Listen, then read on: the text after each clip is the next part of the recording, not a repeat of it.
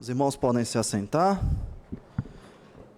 Abram as suas Bíblias em 1 Tessalonicenses. Iniciamos mais um livro da Sagrada Escritura no último domingo e daremos continuidade hoje nessa série de uma carta extremamente poderosa que demonstra o testemunho de uma igreja que entendeu e ouviu muito bem o Evangelho. Eu espero e oro ao Senhor que o que nós ouviremos nessa noite seja bem aplicável às nossas vidas hoje como igreja, e que nós possamos nos animar e ter a esperança de que Deus possa operar nas nossas vidas como operou com os Tessalonicenses. Eu vou ler aqui do versículo 5 ao versículo 10. Palavra de Deus inerrante. Então estejam atentos ao que o nosso Senhor tem para nos falar.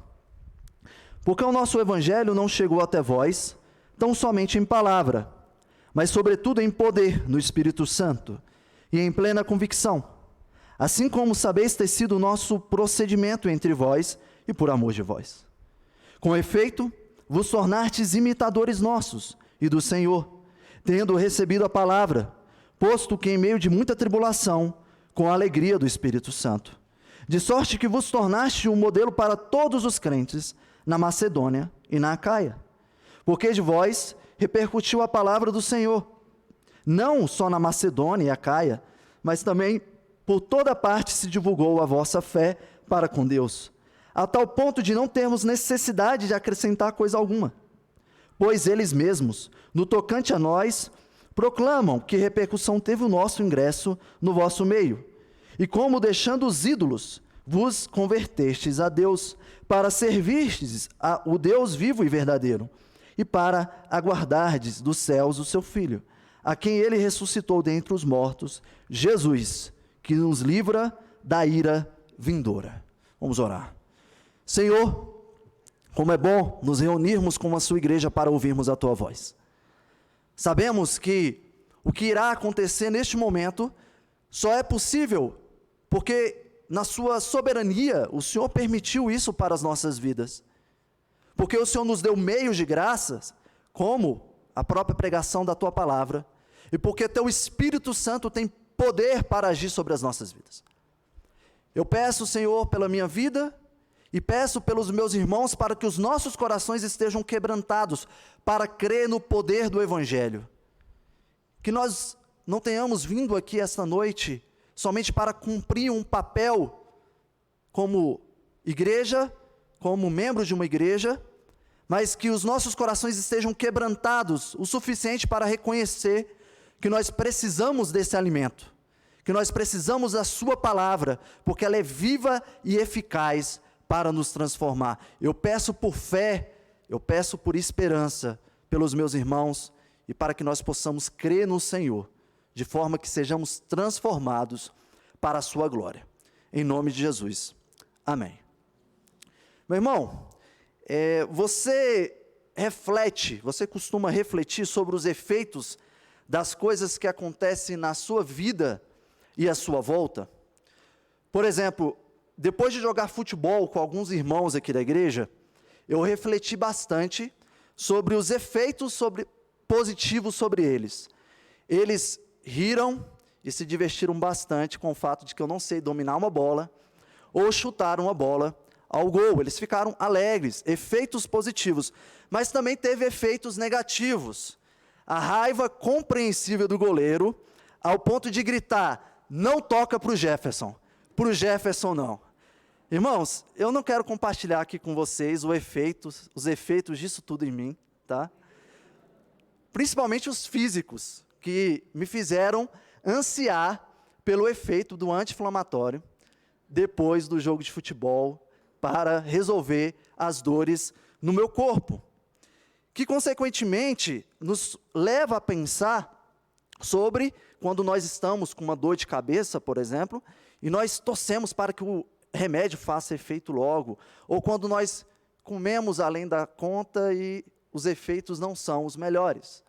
Nós temos efeitos que são mais privados e nós temos efeitos que são mais públicos. Nós temos, por exemplo, refletido bastante sobre os efeitos dos nossos comportamentos em meio a uma pandemia.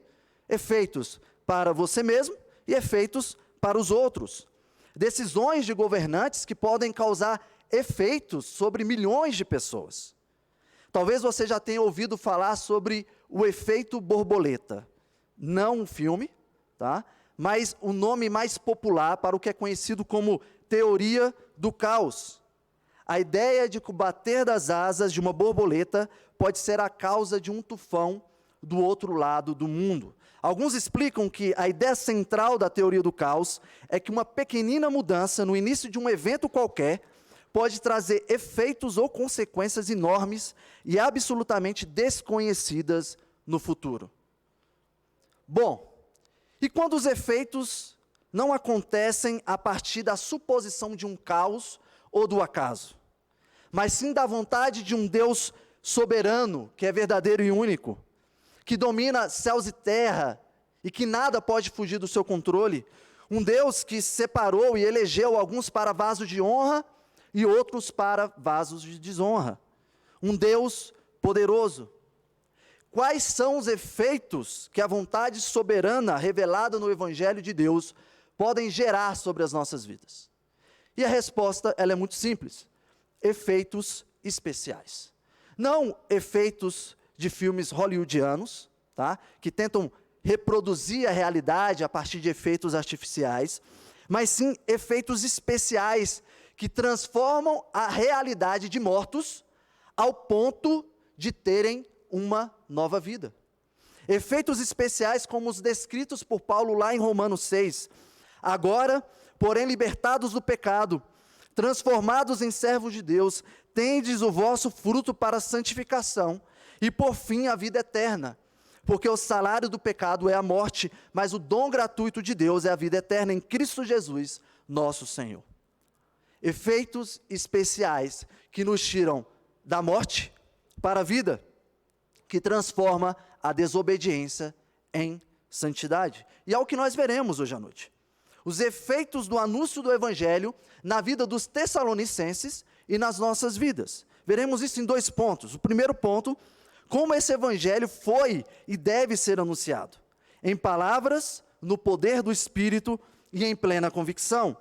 E segundo, nós veremos os efeitos desse Evangelho na igreja do Senhor. Sigamos. Leiam comigo o versículo 5. Porque o nosso Evangelho não chegou até vós tão somente em palavra, mas sobretudo em poder, no Espírito Santo e em plena convicção. Aqui nós temos Paulo dando continuidade à sua linha de raciocínio dessa carta aos Tessalonicenses. O reverendo Mateus, no domingo passado, nos introduziu a essa carta e nos mostrou que essa igreja em Tessalônica, ela era sustentada, bem fundamentada e aplicável em um tripé que sustentava bem a realidade deles como igreja: fé, amor e esperança.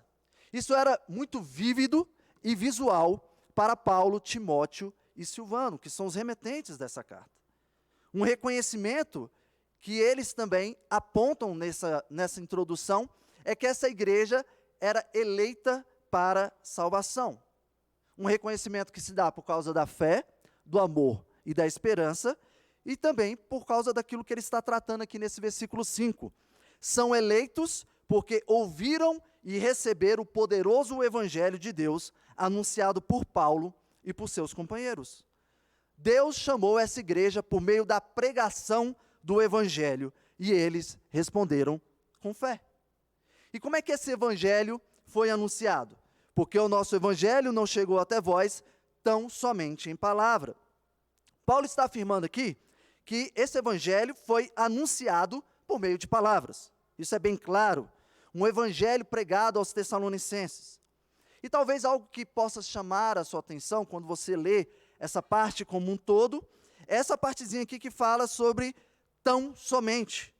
Como se Paulo talvez estivesse depreciando ou menosprezando a pregação da palavra.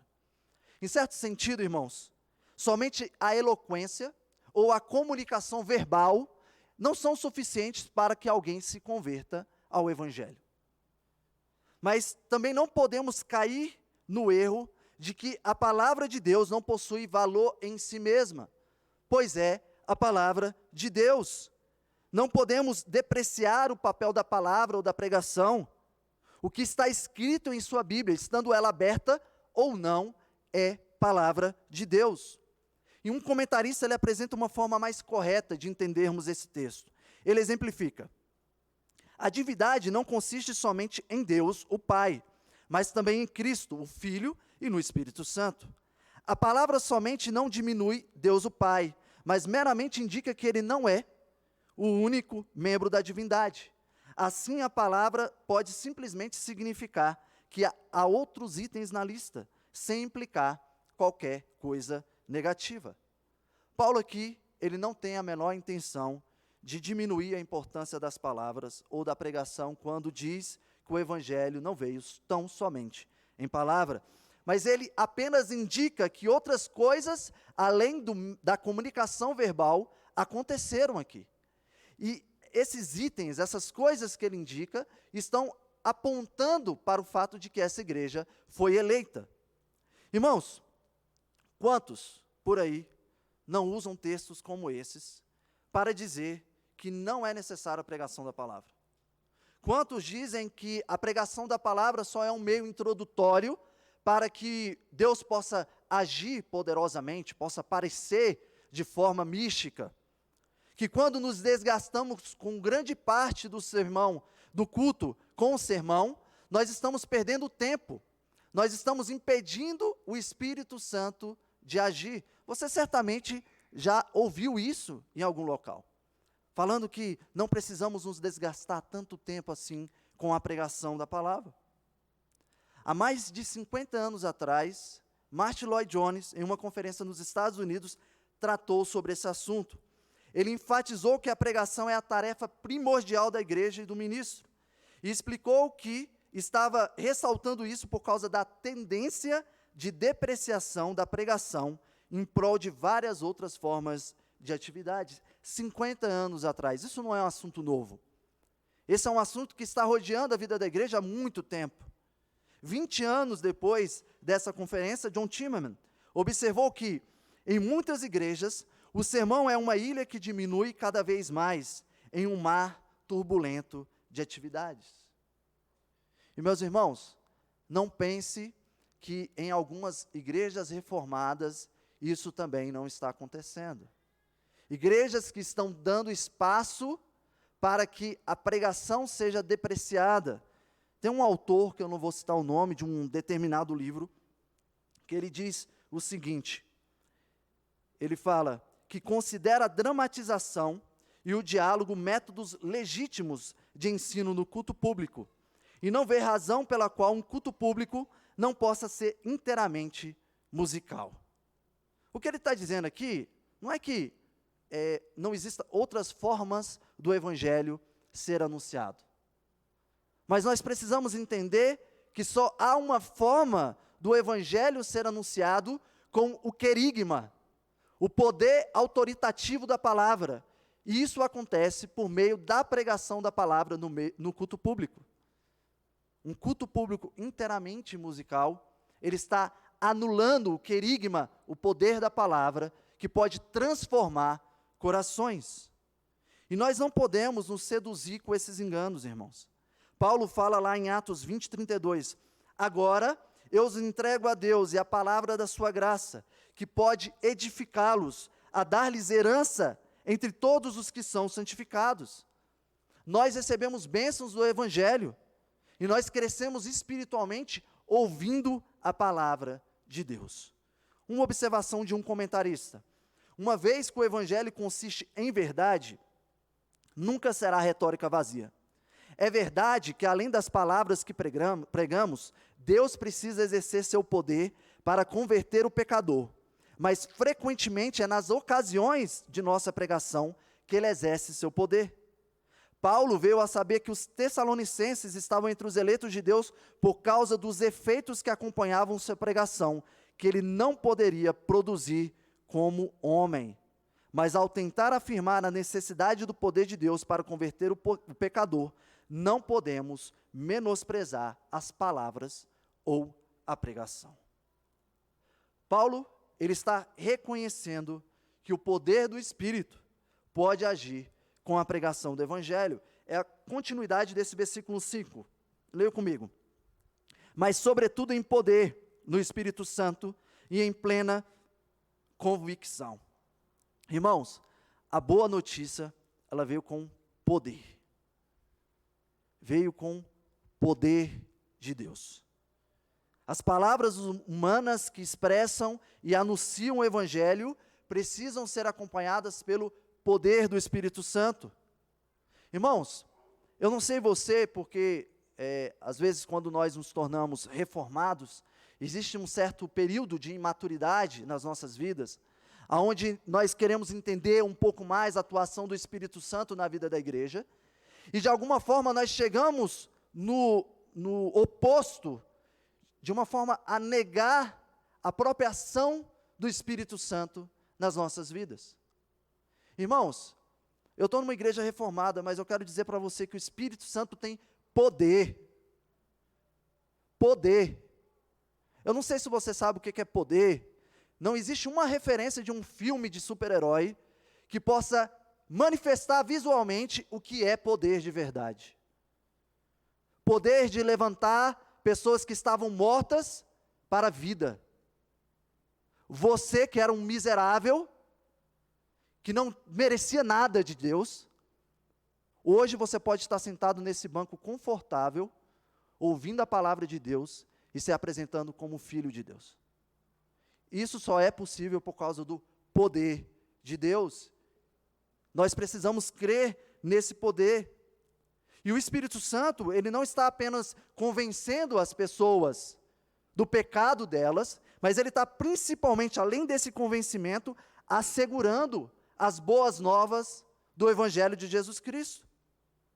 E Paulo, ele tinha consciência desse poder divino, e isso também apontava para o fato de que essa igreja era eleita. A pregação exercida por Paulo apontava para que essa igreja fosse eleita. E o poder do Espírito agindo por meio da pregação também apontava. E de que poder Paulo está tratando aqui? A pregação é o meio pelo qual Deus chama os seus eleitos. E o seu poder regenera os eleitos que vieram por meio da pregação. E lhes concede fé. Poder aqui, como descreve bem um comentarista, está relacionado à influência do Espírito Santo em ação através da pregação dos apóstolos para efetuar a mudança nas mentes dos ouvintes. Irmãos, é sim uma operação de um milagre, porque tira você da morte para a vida, mas a palavra que está sendo utilizada aqui não está relacionada a milagres, na forma como nós entendemos os milagres e sinais que aconteceram, tanto nos evangelhos quanto na igreja no Novo Testamento. Paulo, ele fez uma distinção aqui, usando um singular, para apontar o poder do Espírito.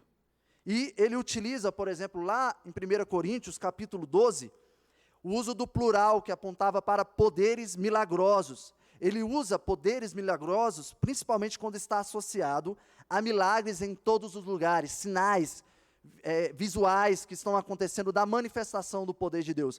Mas o poder que ele está utilizando aqui é um poder que está relacionado principalmente a um aspecto soteriológico. Porque o que ele falou lá no versículo 4? Ele está falando que essa igreja foi eleita. E ele agora está dizendo que essa igreja foi eleita, e ele reconhece que essa igreja foi eleita porque o poder de Deus agiu por meio da palavra. Então, é isso que significa poder nesse texto, o poder que salva os eleitos de Deus.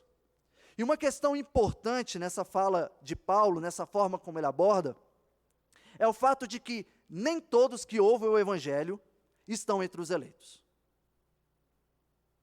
Paulo está escrevendo a carta à igreja de Tessalônica, e ele está reconhecendo que alguns daqueles que ouviram o Evangelho são eleitos de Deus. O poder de Deus, ele pode não operar de maneira salvífica todas as vezes que o Evangelho é pregado. Ou o poder pode não operar de modo salvífico em todos numa mesma reunião. Você sabe disso. Você sabe que quando Jesus o alcançou e converteu o seu coração, Você tem a lembrança de muitas pessoas que estavam lá com você e não foram alcançados pelo mesmo poder. E você pensa, Senhor, eu fui alcançado por essa mensagem e essa pessoa não foi. Isso. O poder do Espírito agiu sobre a sua vida, revelando que você é um eleito de Deus, e não agiu sobre a vida do outro ouvinte. Com isso, Paulo enfatiza mais uma vez o fato de que os destinatários dessa carta, que ouviram esse evangelho, eram alguns entre os eleitos da igreja do Senhor na terra. Em Romanos 1,16, Paulo diz, pois não me envergonho do evangelho, porque é o poder de Deus para a salvação de todo aquele que crê. E somente os escolhidos receberão uma mudança de atitude e reconhecerão Cristo como o poder e a sabedoria de Deus. Paulo, ele desenvolve mais isso lá em 1 Coríntios 1, 22, 24. Os judeus pedem sinais miraculosos e os gregos procuram sabedoria. Nós, porém, pregamos a Cristo crucificado, o qual de fato é escândalo para os judeus e loucura para os gentios, mas para os que foram chamados, tanto judeus como gregos, Cristo é o poder de Deus e a sabedoria de Deus. E lá em 1 Coríntios 2, 4, 5, que resume bem o que a gente está tratando aqui. A minha palavra e a minha pregação não consistiram em linguagem persuasiva, de sabedoria, mas em demonstração do Espírito e de poder, para que a vossa fé não se apoiasse em sabedoria humana, e sim no poder de Deus. Paulo pregou com poder. E é por isso que ele também fala da plena convicção. A convicção aqui está associada a uma sinceridade, a uma clareza, transparência de alguém que foi totalmente tomado pelo poder de Deus. Paulo, ele trouxe certeza aos seus ouvintes.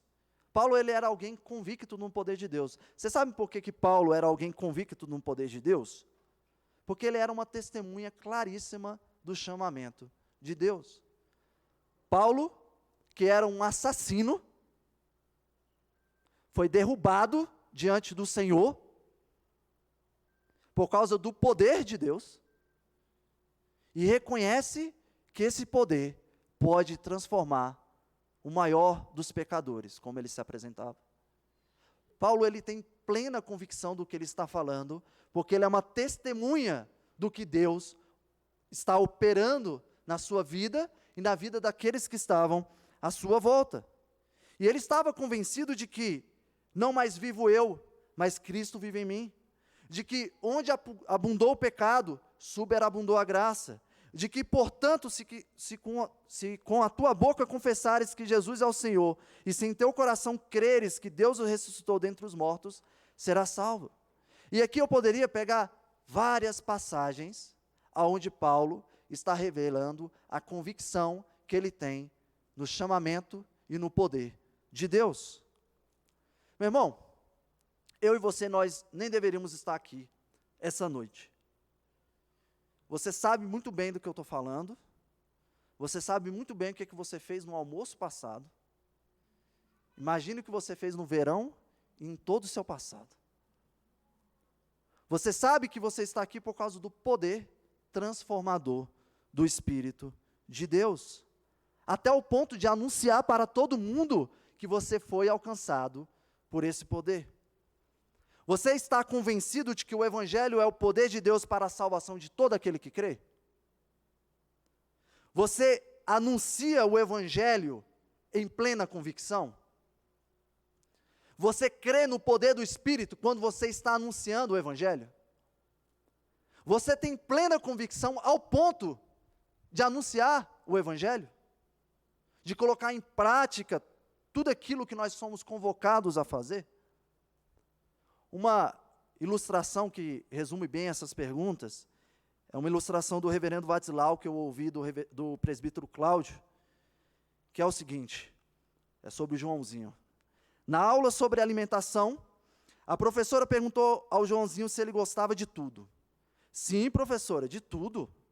Gosta até de jiló? Sem querer admitir a mentira, respondeu, gosto até de jiló. Então a professora disse, Joãozinho, eu tenho um jiló aqui. E Joãozinho se apressou para completar, gosto, mas não ao ponto de comer.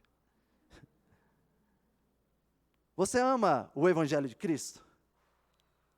Mas até o ponto de praticar e anunciar? Assim como Paulo e seus companheiros que sabiam muito bem o que era isso? Olha como Paulo testemunha sobre si mesmo e seus companheiros. Versículo 5. Porque o nosso Evangelho, versículo 5b, assim como sabeis ter sido o nosso procedimento entre vós e por amor de vós. Versículo 6. Com efeito, vos tornastes imitadores nossos e do Senhor. Versículo 9. Pois eles mesmos, no tocante a nós, proclamam que repercussão teve o nosso ingresso no vosso meio. Um comentarista diz: as palavras humanas que expressam o Evangelho teriam sido inúteis se não fossem acompanhadas pelo poder do Espírito e por um consequente senso de convicção e segurança por parte dos pregadores. Paulo e seus companheiros não apenas pregaram uma mensagem convincente, mas também viveram de uma forma convincente e se tornaram testemunhos fiéis da mensagem do Senhor em Tessalônica. Os tessalonicenses, eles sabiam quem eles eram, quem era Paulo, quem era Timóteo, quem era Silvano. Eles sabiam como Paulo expressava amor por essa igreja. Ele fala, por amor de vós. O evangelho que Paulo pregou, mas também testemunhou em sua vida, entrou na mente e no coração dessa igreja, ao ponto deles reconhecerem que esses homens eram homens de Deus, e eram homens que eles podiam ouvir. Eles podiam ouvir, porque Jesus Cristo brilhava neles. Jesus Cristo estava presente neles, eles estavam convictos. Irmãos, nós precisamos pôr em prática e em testemunho o poder do Evangelho que nos foi e tem sido anunciado todos os domingos. Você não está vindo aqui para assistir uma pregação. Você não está vindo aqui para assistir um culto. Você está vindo aqui para participar de um culto. Você está vindo aqui para ouvir ao Senhor. E a pergunta é, o que você está fazendo com isso? O que você está fazendo com isso? O que você vai fazer amanhã com a verdade de que o poder de Deus tem sido revelado domingo após domingo por meio do seu Evangelho? A igreja de Tessalônica foi um fiel testemunho e eles entenderam isso. Os efeitos do Evangelho eram visíveis na vida dessa igreja. E quais foram os efeitos ou os resultados desse Evangelho, anunciado por Paulo por meio de palavras, no poder do Espírito e em plena convicção? É o que nós veremos no nosso segundo e último ponto. Os efeitos desse Evangelho na igreja do Senhor, versículo 6. Com efeito, vos tornastes. Paulo retrata aqui os efeitos que alcançaram essa igreja por causa do Evangelho que foi pregado. Ele ouviu um bom testemunho, ele teve o retorno de Timóteo. Timóteo chegou até Paulo e falou, essa igreja, ela está sendo um testemunho fiel. Eles entenderam o que é o Evangelho. Eles colocaram em prática o Evangelho. Eles creram na palavra de Deus ao ponto de praticá-la. Aplicaram como igreja o ensino de Jesus Cristo, de que são árvore boa, porque dão bons frutos. Os tessalonicenses como igreja entenderam o ensinamento de Jesus Cristo. E essa mudança, ela foi definitiva e observável. Alguns comentaristas, eles tratam que aqui, esse processo de transformação, ele não foi a longo prazo, ele não foi dividido em parcelas, em longas parcelas. Foi um ato imediato. Foi algo que aconteceu ali.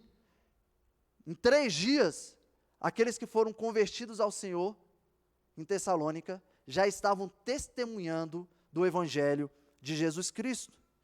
E o que eles fizeram? Imediatamente, ao receberem a palavra, eles começaram a imitar os pregadores do Evangelho. E começaram a imitar aquele que é o centro do Evangelho. Sabe quando a criança, ela gosta ou admira um adulto, ou ela gosta de um personagem, e ela começa a imitar aquele personagem, aquele adulto? É basicamente o que os tessalonicenses fizeram aqui. Eles começaram a imitar aqueles que estavam mais próximos dos seus olhos terrenos e começaram a imitar a Jesus Cristo por meio de olhos espirituais. Você se considera alguém bom de mímica? Você vai lá, imagem, ação, vai brincar de mímica e tudo mais? E se eu perguntasse para você, o que você acha que Paulo pensaria se você fizesse mímica dele? Do apóstolo Paulo. Porque, basicamente, o que o Paulo está dizendo que foi feito aqui foi mímica. A palavra imitadores, no grego, é a palavra mimitai, de onde descende a nossa palavra mímica. Os tessalonicenses fizeram mímica de Paulo. Fizeram mímica de Jesus Cristo a partir do que eles estavam vendo em Paulo. Não uma mímica depreciativa, mas uma mímica onde eles estavam tentando reproduzir o que era ser um verdadeiro crente. E eles fizeram mímica desses homens porque viram Cristo Jesus neles. Ninguém gosta de que uma criança fique imitando você.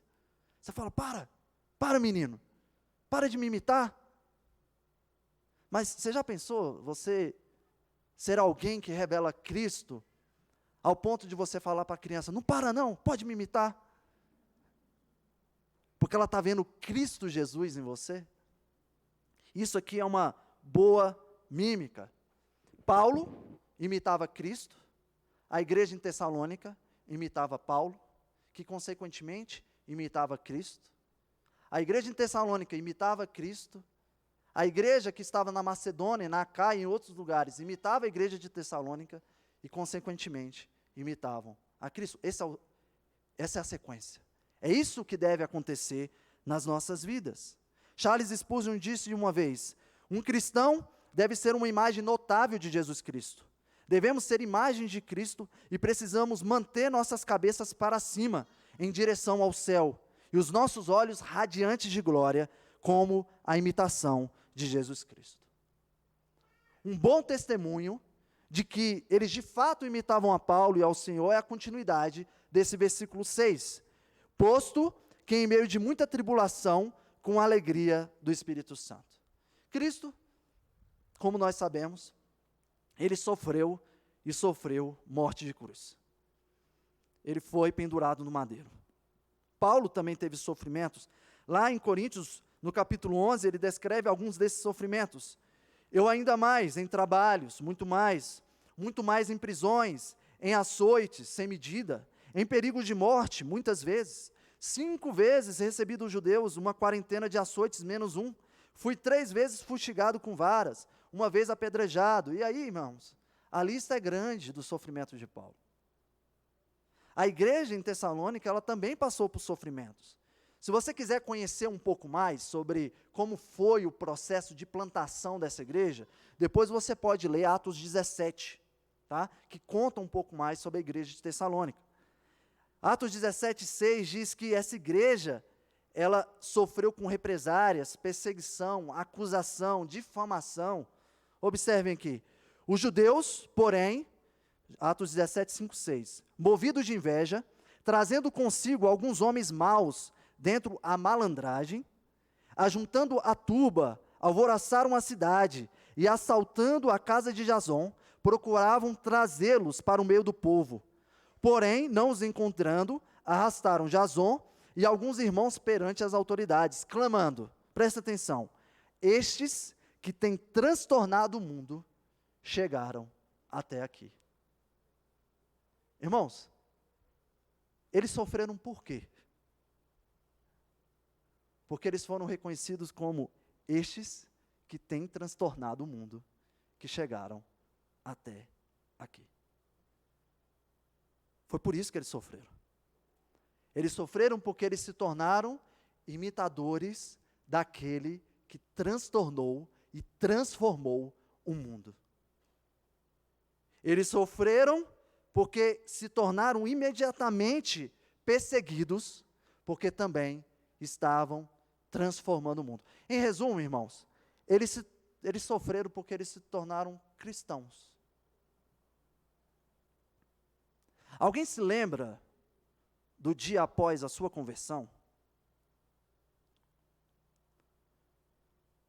Você recebeu na sua casa os seus vizinhos batendo panela, com tochas de fogo, falando: crente, tem um crente nessa casa, ele se converteu, vamos tacar fogo na casa dele, vamos persegui-los. Eu não lembro disso. Certamente você também não. Mas essa igreja foi perseguida 3 dias depois. Eles foram perseguidos pelos judeus, foram molestados, foram abusados, foram escorraçados, porque eles se tornaram crentes.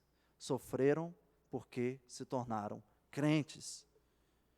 Nancy Pearson, em seu livro Verdade Absoluta, conta uma história de um pastor que sofreu por ser crente, por pregar o evangelho. Seu nome era Richard Wurmbrand. Ele ficou preso durante 14 anos na Romênia comunista. Em seu testemunho, ele conta o que sofreu e viu. Eu vou ler aqui para vocês. Prisioneiros marcados com ferro em brasa, ou pendurados de cabeça para baixo num poste, enquanto batiam nos pés até virar uma massa sangrenta. Ou fechados em armários, estreitos com pontas de metal na parede. Ele conta que viu pastores forçados a dar a ceia do Senhor em forma de urina e fezes. Ele ficou preso durante 3 anos em uma solitária, numa cela a 9 metros debaixo da terra.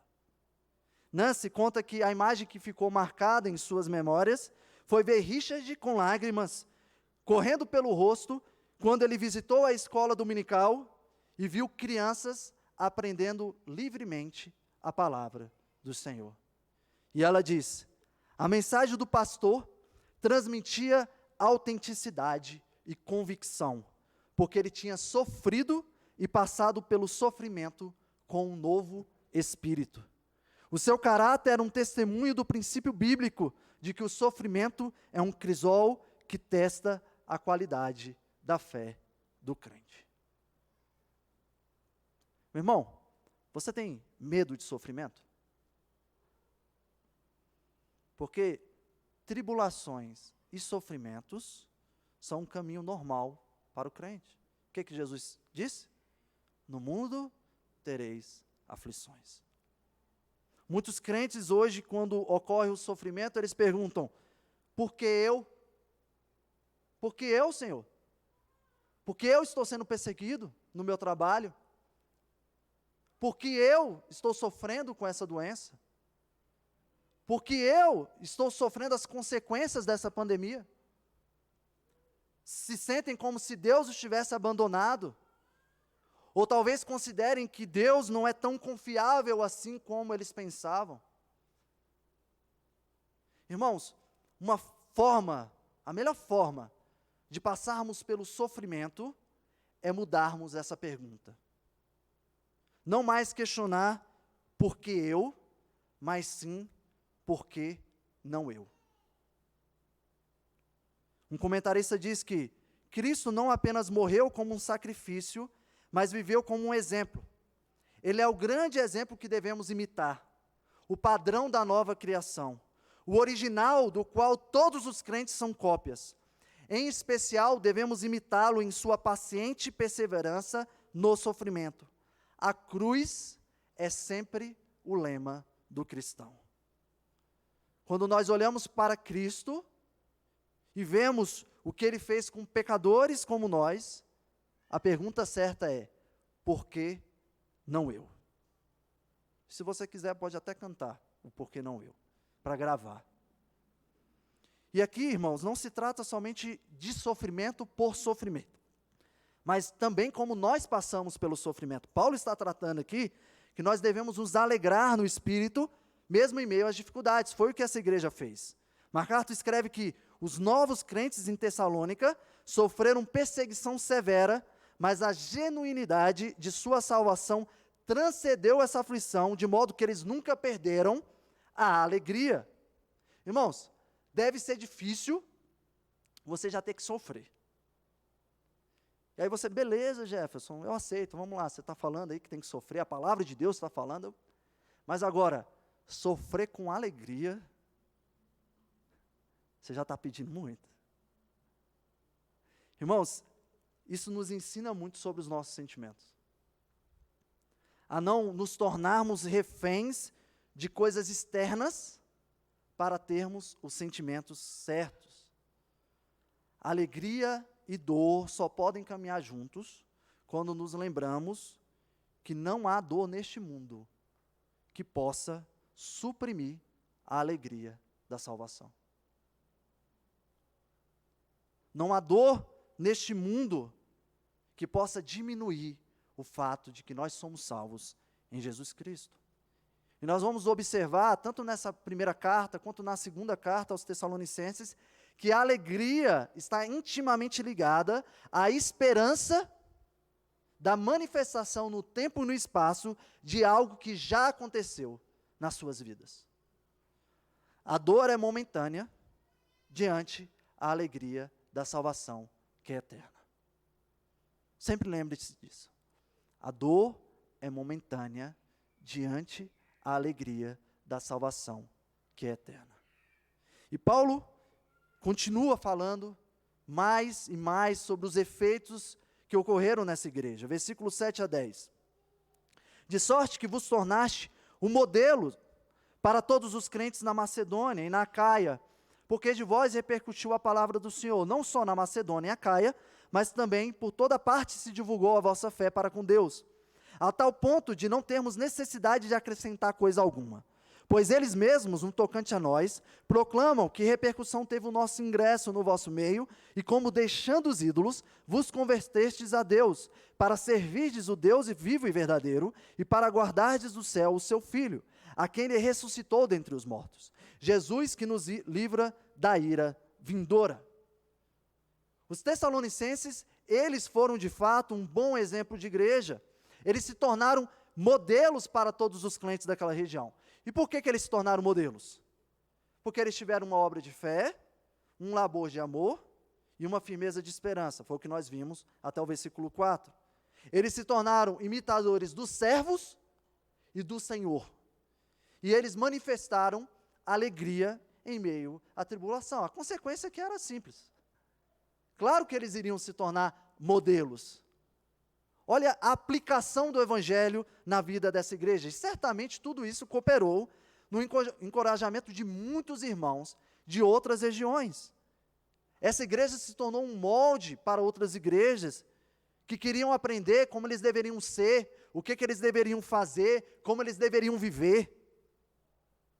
Eles começaram seguindo o exemplo de cristãos, como Paulo, Silvano e Timóteo, e logo depois se tornaram o exemplo para outros crentes daquela região.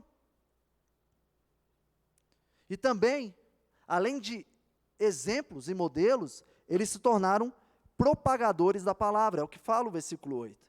Porque de vós repercutiu a palavra do Senhor. Aqui a ideia da palavra repercutir significa reverberar ou ecoar, como a música que nós cantamos, né? Que ecoe em minha vida. Essa ideia de ecoar o Evangelho. O Evangelho veio, entrou e reverberou naquela região. É isso que deve acontecer nas nossas vidas. Irmãos, vocês conseguem ver o que está acontecendo aqui? Pessoas que ouviram o Evangelho e tiveram suas vidas totalmente modificadas. Pessoas que saíram de um estado de trevas para a luz e que começaram a iluminar os seus vizinhos. A minha oração durante essa semana, em cima desse sermão, é que de fato, nós como Igreja Presbiteriana Redenção, sejamos conhecidos e reconhecidos como bons modelos pelas nossas igrejas irmãs. Eu oro por essa igreja e por cada membro dessa igreja.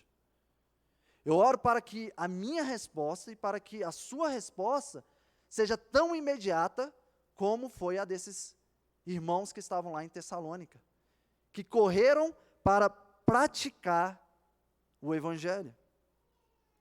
E eu te pergunto, irmão, como você tem respondido ao que você tem ouvido da palavra de Deus? Você se considera um bom imitador de Cristo? Você tem passado pelo sofrimento com alegria? Você é um modelo para outros crentes? Pessoas estão te procurando na igreja falando, você pode caminhar comigo? Eu quero caminhar como você tem caminhado e como você tem testemunhado a Cristo. Você tem sido luz para esse mundo de escuridão? A igreja de Tessalônica, ela se tornou um belo modelo para aquela região. E não, irmãos, porque eles tinham uma beleza própria, mas por causa do poder transformador de Deus na vida dessa igreja.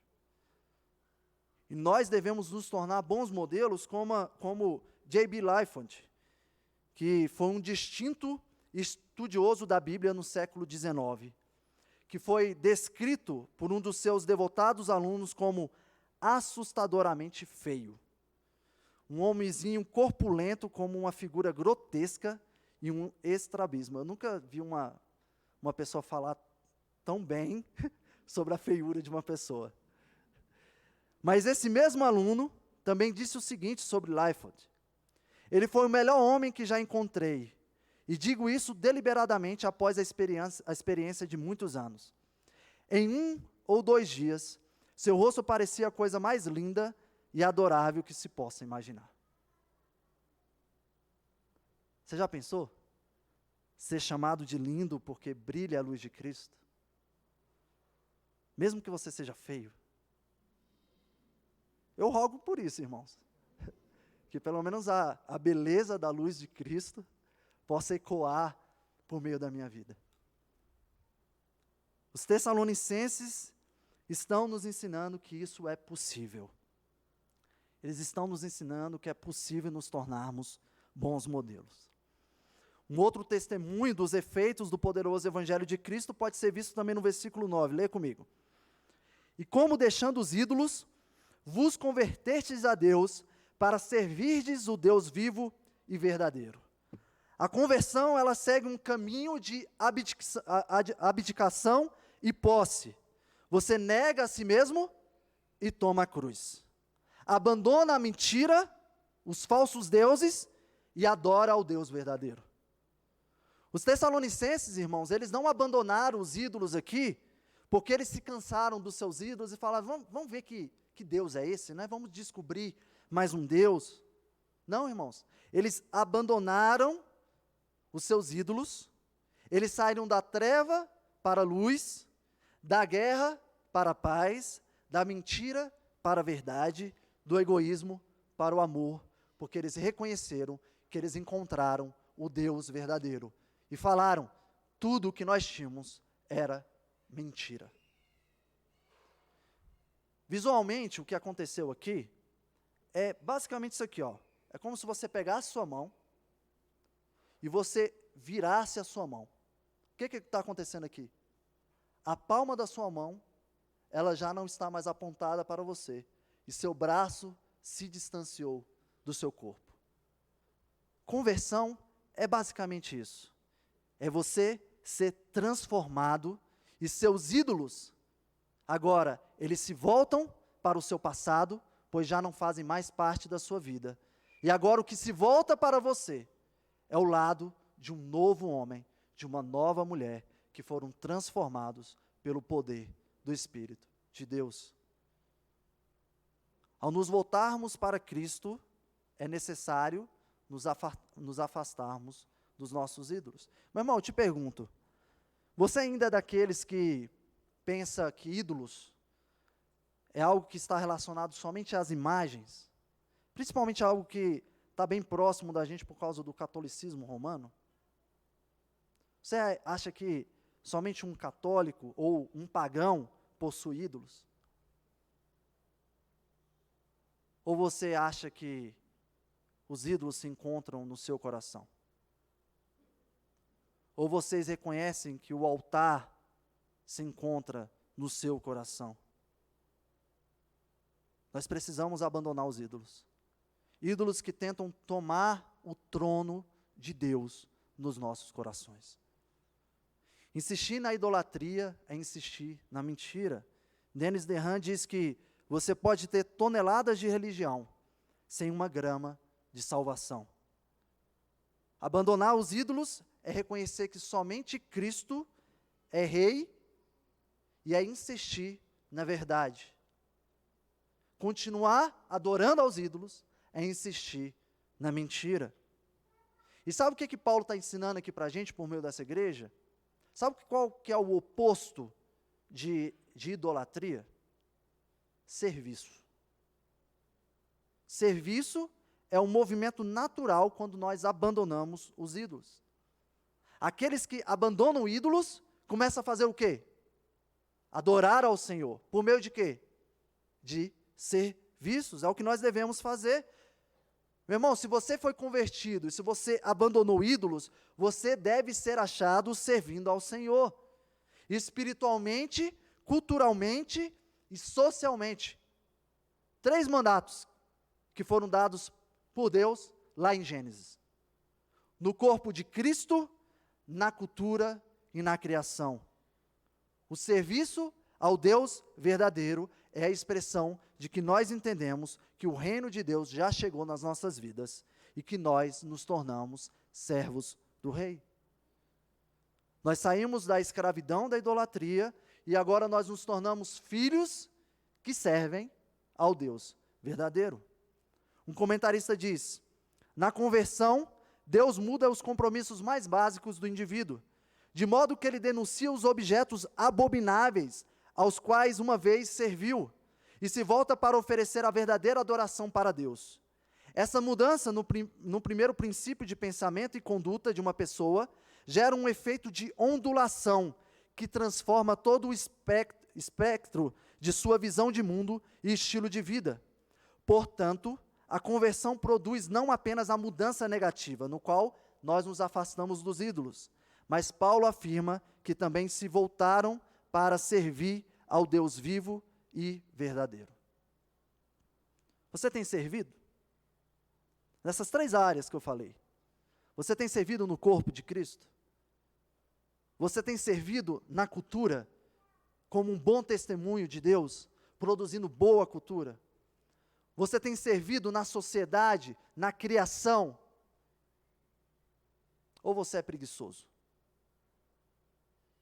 Ou você acha que, agora eu sou crente, eu vou sentar na minha cadeira e aproveitar. Agora que eu abandonei os ídolos, eu não tenho que preencher esse espaço, porque Deus está aqui preenchendo o espaço, agora é só deixar Deus trabalhar. Não, meu irmão, isso é mentira de Satanás. Você tem que servir. Muitos chegam, não, mas é porque eu sou novo na fé, eu estou chegando aqui, é porque eu sou novo nessa igreja, né? Estou com vergonha de servir. Meu irmão, se tem uma coisa que não tem espaço nessa igreja, é vergonha para servir, porque a gente precisa. Não tenha vergonha de servir. Sirva ao Senhor da forma como Ele nos chama a servi-lo. E por fim, os Tessalonicenses nos ensinam que devemos aguardar a volta do Senhor, versículo 10. E para aguardardes dos céus o seu Filho, a quem Ele ressuscitou dentre os mortos, Jesus, que nos livra da ira vindoura.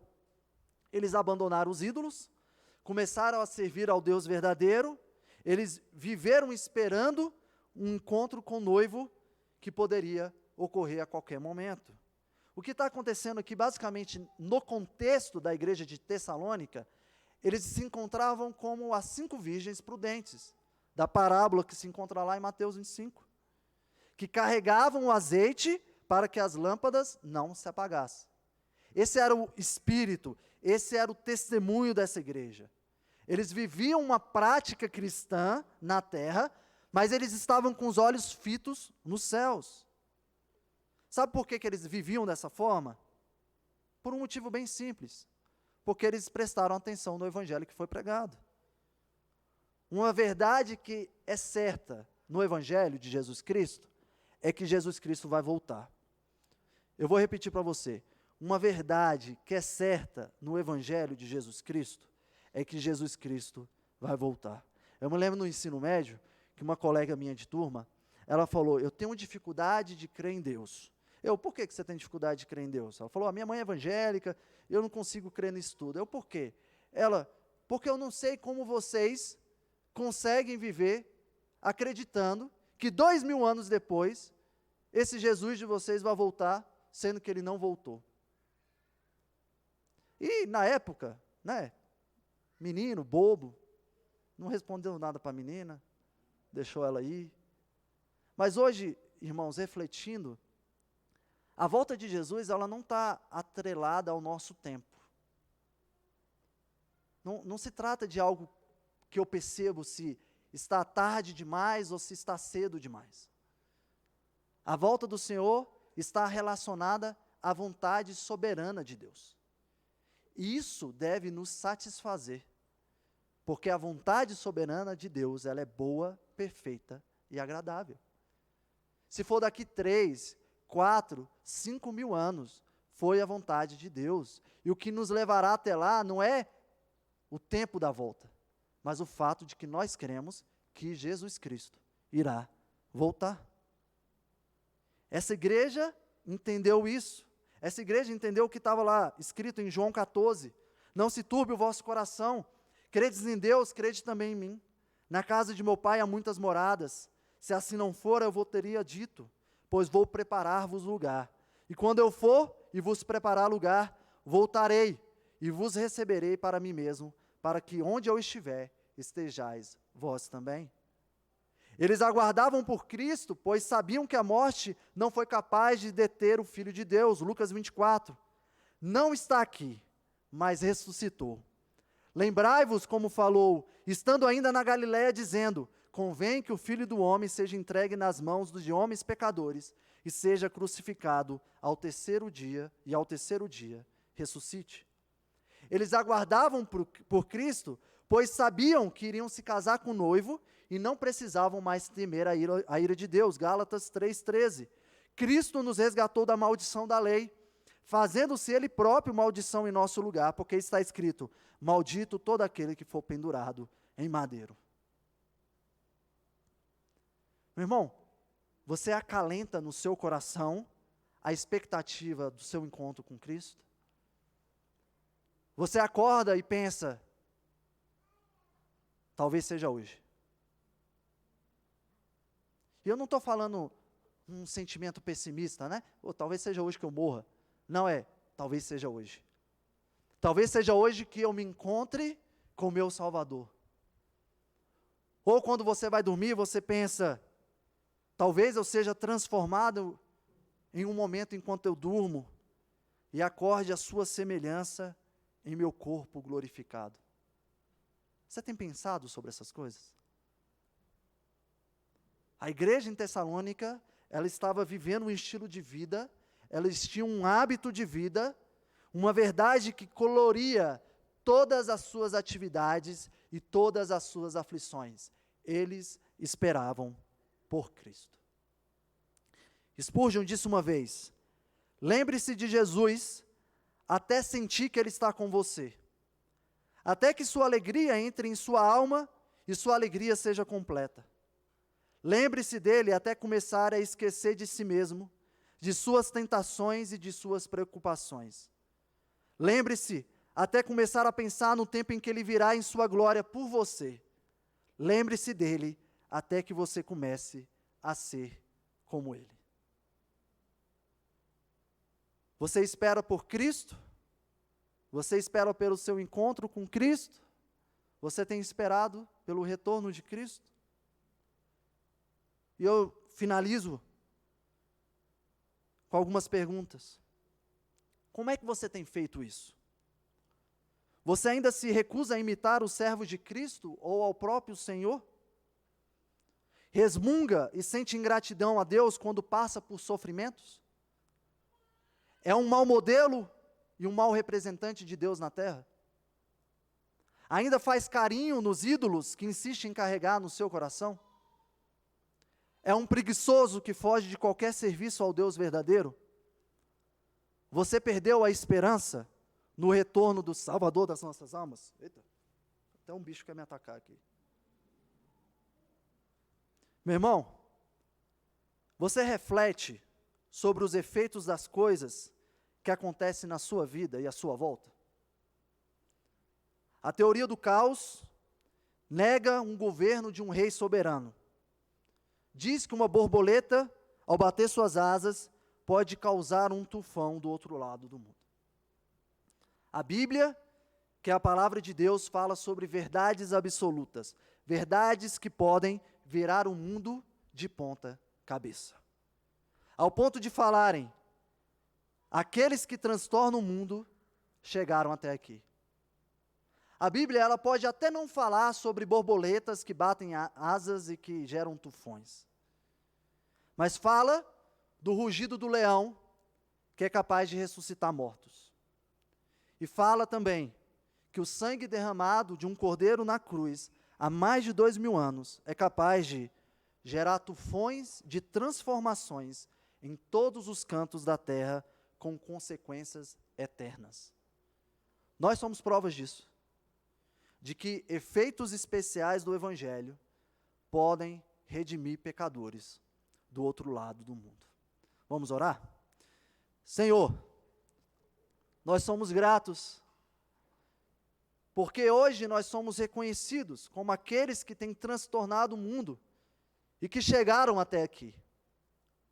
E isso só é possível porque o Senhor nos alcançou efeitos especiais que conseguem pegar pessoas como nós, que estamos aqui, e transformar em santos de Deus, redimidos para a sua glória, redimidos para o seu louvor.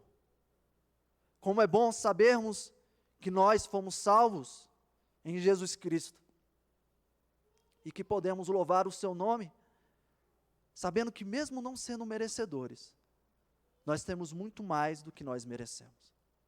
Nós temos a vida eterna. Eu peço para que os meus irmãos possam passar pelos seus sofrimentos com alegria.